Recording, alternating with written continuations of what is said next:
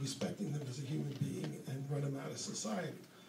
And that is what the left and the Islamic radicals want to do. Why are they attacking me? Because I proposed a week this year, which this event was supposed to be a part,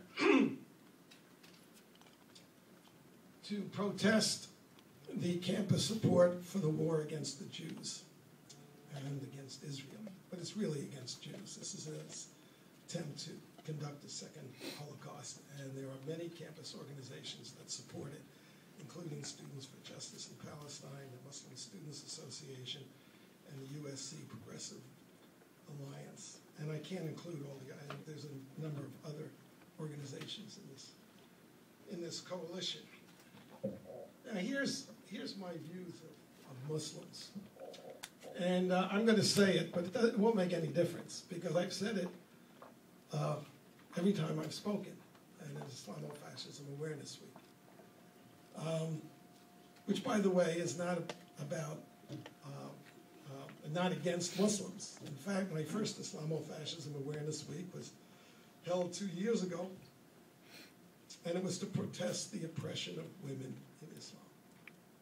In case you didn't notice, there are 140,000 adolescent girls who have their genitals sliced off every year without anesthetic in Muslim countries. I was protesting that. At Columbia, where I spoke, we blew up on a big screen a woman in a burqa and a Taliban soldier holding an AK-47 at her head, and then if you go up on YouTube, you can see him blow her head off. Why? Because she was accused of fornicating, illicit, un-Quran approved sexual relations. Being a woman, she couldn't testify in her own defense. She had to have 4 males to testify that she had been raped. Otherwise, they'd blow her head off. Anybody find that offensive?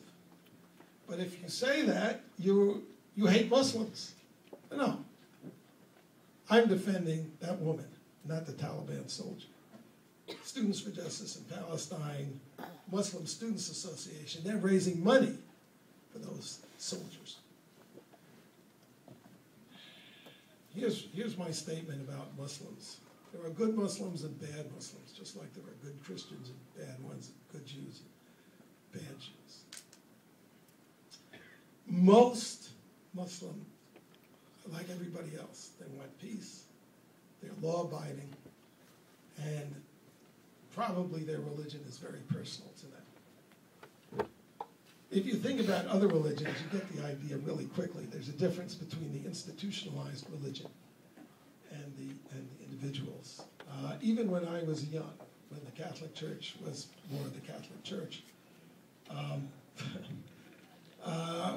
lots of Catholics did not follow church doctrine, did not follow what the Pope said about birth control. This is just an example. The Ku Klux Klan is a Catholic, it's a Christian organization, but most Christians would denounce the Ku Klux Klan. Most churches would denounce the Ku Klux Klan. What bothers me about organized Islam is I don't see these denunciations so readily. There are hateful sayings in the Gospels, hateful against Jews. The Jews are cursed. There's the implication that the Jews killed Christ. My wife actually witnessed a demonstration of Korean Christians in Diamond Bar, chanting in the streets, "The Jews killed Christ." Most Christians would dissociate from that group and condemn it. The Christian church, the Catholic Church and other churches, have dissociated from passages in the Gospels that are directed against Jews, because Jews are still around. The Quran is full of hateful comments against the Jews. Jews are referred to as apes and pigs by This is a demonstration. For those of you who've never seen a demonstration, everybody who has their back turned to me will be ejected. And we'll just pause until that happens. We're going to pause right now, and we're going to ask DPS security to come forward and take these individuals out of the room. These students are either brain dead or they're malicious. All right, DPS. You okay to do that?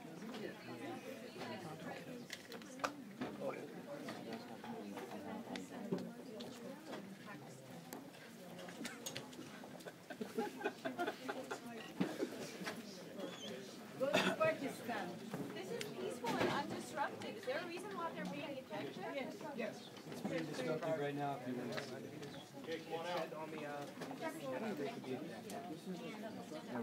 This is my intolerance for the intolerant. It's the difference between conservatives and liberals. I'm a liberal, actually. But people who are called liberal don't understand this. Let's go to like North Brazil. You know, they're treated.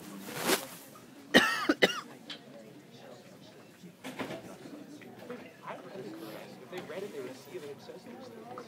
You know? There.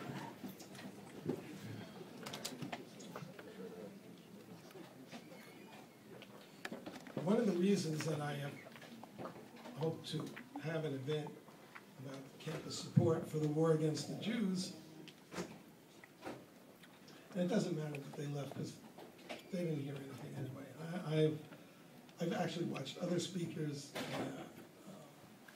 I will talk about this in a moment, but we had Geert Wilders, the Dutch parliamentarian, spoke at Temple, and he showed his film Fitna.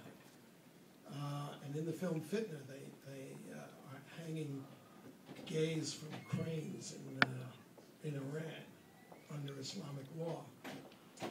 And Wilders said directly to the audience, he said, I am defending gays and women against the bigotry and intolerance and oppression in Islam. You should be doing that. That's what the left should be doing. And when he finished his speech, and he said it many times, I support gays, and I support women and minorities. I'm against the bigotry of Islam. I'm not against Muslims. And at the end of the speech, a gay student got up and attacked him as a racist. And there were several. I mean, in fact, everybody who was a leftist came. They don't hear anything. They are best understood as religious fanatics.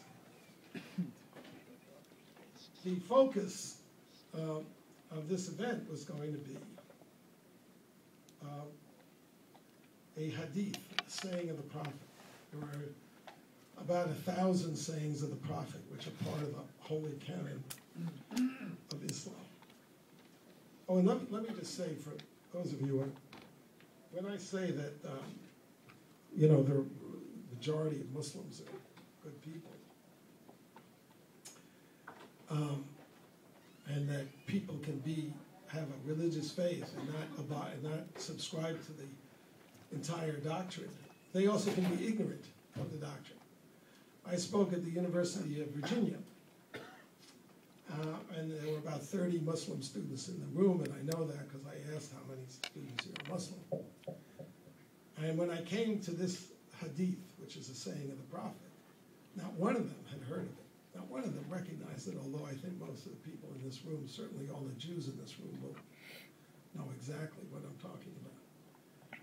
The saying of the Prophet, there were about 1,000 sayings, and they were collected 200 years after his death. So a modern person might say, well, there might have been an error in transcription along the way. And in fact, there's a commission in Turkey to examine the authenticity of the sayings of the Prophet. So if there's a hateful saying of the Prophet, it could be inauthentic. I guarantee you, though, since Turkey is a Jew-hating state these days, that they're not going to take this one out. This saying is about the day of redemption. And it says, the day of judgment, redemption will come.